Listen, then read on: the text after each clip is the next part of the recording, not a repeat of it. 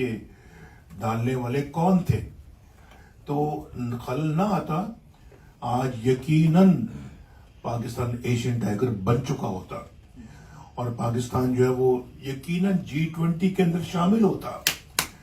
آج پاکستان کا بھی ترقی دوسرے ملک کوٹ کر رہے ہوتے، لیکن یہ تو تب ہوتا نا کہ کوئی خلل نہ ڈالتا۔ تو خلل ڈالنے والے ذرا اپنی شکل دیکھیں شیشے میں کہ انہوں نے اس ملک کے ساتھ کیا کیا۔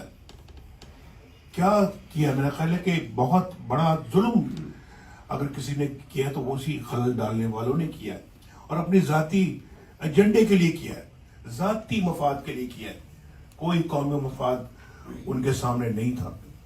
اور وہ سب شکلیں آپ کو یاد ہیں، پتہ ہے آپ سب کو، میں بار بار اس کا ذکر نہیں کرنا چاہتا، لیکن اس میں افسوس کی بات ہے کہ انہوں نے صرف اور صرف اپنے پیٹی انٹرسٹ کے لیے، اپنے چھوٹے ذاتی اغراض و مقاصد کے لیے انہوں نے ملک کو داؤ پہ لگا دیا اور وزیر اعظموں کو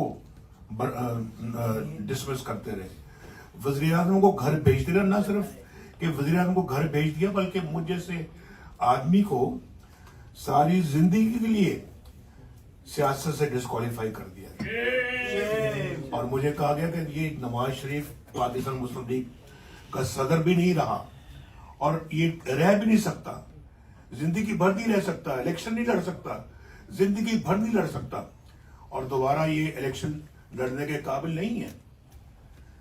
یہ سب فیصلے، کیا فیصلے تھے یار، کیا ضرورت تھی ان فیصلوں کو کرنے کی؟ کس لیے کیے ہیں؟ یہ ملک کے لیے کیے ہیں یا اپنی ذات کے لیے کیے ہیں؟ یہ ملک کے لیے فیصلے نہیں ہیں، یہ بہت ملک کو نقصان پہنچایا آپ نے فیصلے کر کے۔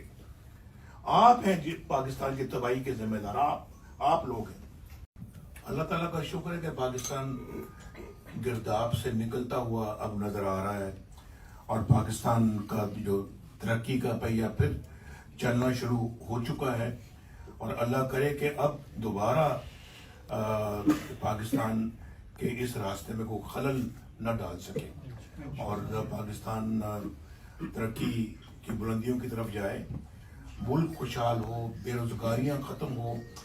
یہ ابھی عابد صاحب کی طرف میں نے ابھی بات کی جو بتا رہے تھے، اگر وہ مومنٹم رہتا آج پاکستان کے اندر کوئی بے روزگاری نام کی کوئی چیز نہ ہوتی، کوئی بے روزگار نہ ہوتا، آج پاکستان میں کوئی غریب نہ ہوتا، بے گھر نہ ہوتا۔